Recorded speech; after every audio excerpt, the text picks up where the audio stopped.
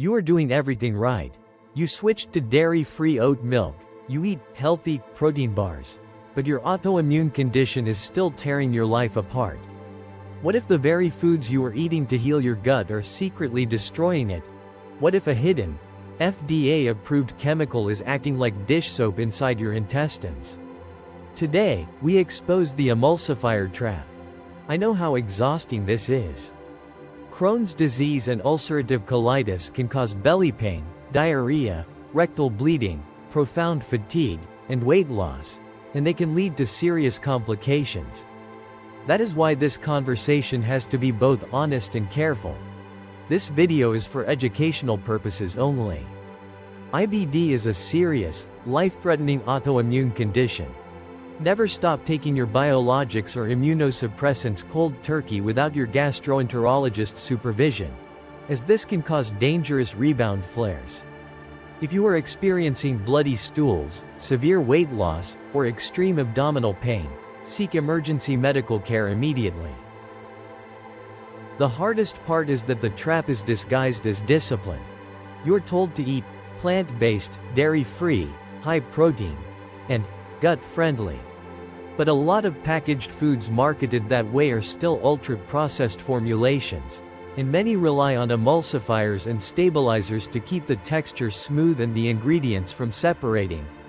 FDA food ingredient listings identify Polysorbate 80 and Carboxymethylcellulose as emulsifiers, and Carrageenan is also listed in FDA substance inventories as an emulsifier, stabilizer. That does not mean every oat milk is a problem. It means the label matters more than the marketing. Because when your gut is already inflamed, healthy looking is not the same thing as biologically gentle. Your gut is not just a tube. It is a living barrier system. The inner lining is protected by a mucus layer, which acts as the first physical defense between the trillions of microbes in the gut lumen and the tissue underneath. In healthy physiology, that barrier keeps bacteria at a respectful distance from the immune system. Now here is the unsettling part. In experimental studies, some common dietary emulsifiers have been shown to alter mucus structure, change microbiota behavior, and increase intestinal permeability in ways that could matter in vulnerable people. The science is still evolving, but the signal is strong enough that this is no longer a trivial ingredient discussion. So the real question is not, is oat milk trendy? The real question is this formula biologically compatible with a damaged mucosal barrier? This is why I tell patients to read labels like a clinician, not a shopper. Don't let a front of package promise seduce you while the ingredient panel quietly loads the gut with emulsifiers, thickeners, and stabilizers. Start identifying the patterns: creaminess, shelf stability, and protein-rich. Often come with hidden formulation chemistry. If you have IBD, the goal is not panic. The goal is precision. Reduce avoidable triggers, work with your GI team, and focus on the foods that give your intestine the best chance to calm down and repair.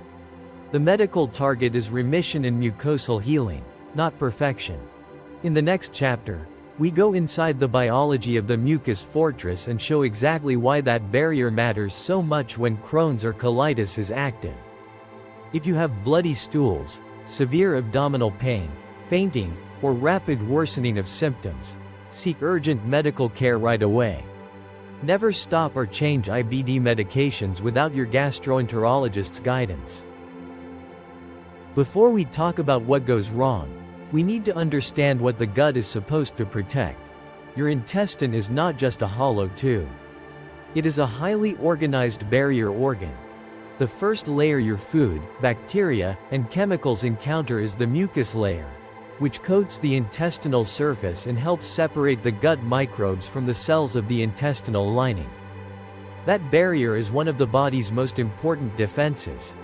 And that matters because in IBD, the problem is not just sensitive digestion. It is barrier failure, immune misfiring, and inflammation locked in a vicious loop. In a healthy gut, the mucus layer helps keep that system calm.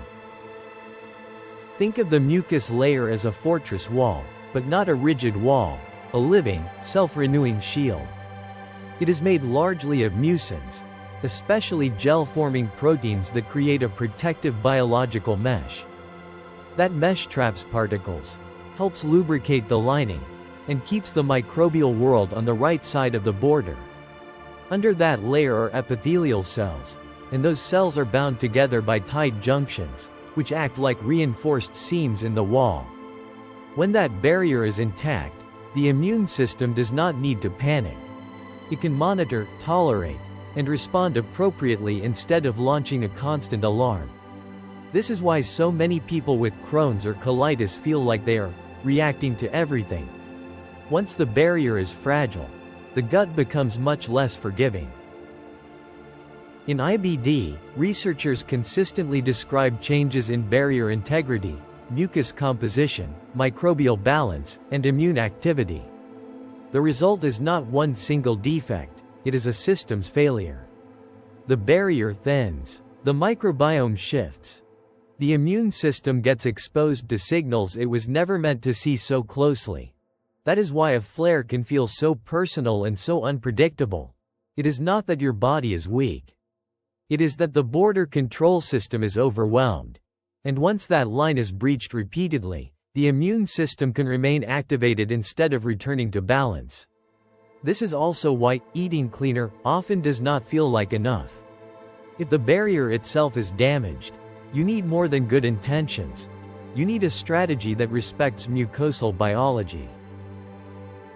And I want to say this carefully, because a lot of patients blame themselves here. Having Crohn's or ulcerative colitis is not a discipline failure. It is not because you lacked willpower. It is a chronic immune-mediated disease, and barrier dysfunction is one of the central biological themes in the condition. So when your body reacts to foods that used to feel harmless, that does not mean you are broken. It means your mucosal fortress needs protection, not punishment. In the next chapter, I am going to show you how certain emulsifiers can behave like a biological solvent, and why that matters so much when the barrier is already vulnerable. Now let's talk about the molecular trick. An emulsifier is an additive that helps water and oil stay mixed together. That is exactly why it is used in products like oat milk, protein bars, creamy sauces, and shelf-stable processed foods. It improves texture, prevents separation, and creates that smooth, uniform mouthfeel people are told is healthy. FDA ingredient inventories list substances such as Polysorbate 80 and Carboxymethylcellulose among food substance categories used as emulsifiers or stabilizers, and Carrageenan also appears in FDA food substance listings as an emulsifier, stabilizer. That sounds harmless until you remember where it is going. Not into a blender, but into an already fragile intestinal ecosystem. Inside the gut, emulsifiers have been described in experimental models as altering the mucus barrier and changing how microbes interact with the intestinal lining. In mice, low concentrations of carboxymethylcellulose and polysorbate 80 were linked to altered microbiota, reduced mucus barrier integrity, and greater susceptibility to colitis. Other studies found that these emulsifiers promoted bacterial encroachment closer to the epithelium and were associated with a thinner mucus layer. So when I use the phrase, dish soap, I am using a metaphor, but it is a clinically useful one. Soap is designed to break up grease and change surface tension. These additives can similarly disturb the gut's protective interface in experimental systems, making the mucus barrier less able to do its job. When the mucus barrier becomes thinner, microbes are no longer kept at the proper distance. In preclinical studies, that closer microbial contact is associated with increased immune activation, including more inflammatory signaling from the gut wall. That matters because IBD is not just about digestion. It is about an immune system reacting in an environment where the barrier has lost some of its buffering capacity. In human research, a randomized controlled feeding study of carboxymethylcellulose found changes in the gut microbiome and metabolome, reinforcing the idea that emulsifiers can influence the gut environment in ways that matter biologically. That does not prove every person with IBD will flare from every emulsifier, but it does make the ingredient worth taking seriously. This is the reason label reading becomes a clinical skill, not a wellness hobby. In a gut that is already inflamed, the question is not simply whether a food is plant-based or dairy-free. The question is whether the formula is helping preserve the mucus barrier or quietly stressing it. The best supported message here is cautious and practical. Reduce unnecessary ultra-processed exposures, especially those containing common emulsifiers, and work with your gastroenterologist around a remission-focused plan. That is the emulsifier trap. A product can look healing on the outside while still being biologically abrasive to the inside. In the next chapter, we move from exposure to recovery. Now we move from the damage to the strategy. In IBD, food is not a replacement for medical therapy, and no single diet can control the disease on its own. But diet absolutely can influence symptoms, nutritional status, and how much stress you place on a fragile gut. The Crohn's and Colitis Foundation notes that people often need to adjust eating patterns during flares, and that elimination approaches should be done under the supervision of a doctor and dietitian so nutrition does not collapse while you search for triggers. So the goal is not food fear. The goal is precision. Start treating the ingredient panel like a lab report. You're looking for the additive language that signals a more processed formula. Polysorbate 80, Carboxymethylcellulose, and Carrageenan. These substances are used in the food industry to help stabilize texture, improve appearance, and keep water and oil mixed, which is exactly why they show up in creamy plant milks, sauces, desserts, and bars. Here is the practical rule. If a food needs a chemistry set to look like food, your inflamed intestine may not experience it as gentle. Instead of chasing trendy packaging, prioritize foods that are closer to their natural state. The Crohn's and Colitis Foundation's medical nutrition guidance highlights whole food-based approaches in IBD care, including structured strategies that use whole foods and staged reintroduction under professional guidance. That means simpler meals, fewer emulsified snacks, fewer shelf-stable, health products, and more attention to how your body actually responds. A food journal can help you connect symptoms to specific foods or ingredients over time. So the remission strategy is not mystical. It is disciplined. Reduce the chemical load. Remove the obvious emulsifier-heavy products. Keep medical therapy exactly where your gastroenterologist wants it. And use nutrition as a support for healing, not a substitute for treatment. That is how you stop feeding the fire while you work toward calmer, more stable remission. Once you have reduced the obvious gut irritants, the next question is not just what to remove, it is what to support. In IBD, the long-term target is remission with mucosal healing, because healing the barrier is part of healing the disease process itself. That is why the best nutrition strategy is not a dramatic cleanse. It is a disciplined rehabilitation phase that protects the intestinal lining while you and your gastroenterologist keep the medical plan intact. You are not trying to bully the gut into silence. You're trying to give the mucosal barrier the conditions it needs to recover. This is where people often look for soothing botanicals, compounds that feel demulcent, slippery, and calming on the lining. Some formulas market ingredients like slippery elm or aloe for digestive support. But the evidence matters here. Slippery elm is generally regarded as safe, yet there is no evidence it can treat serious medical conditions. Oral aloe is promoted for inflammatory bowel disease, but NCCIH notes it can cause side effects and should be approached carefully.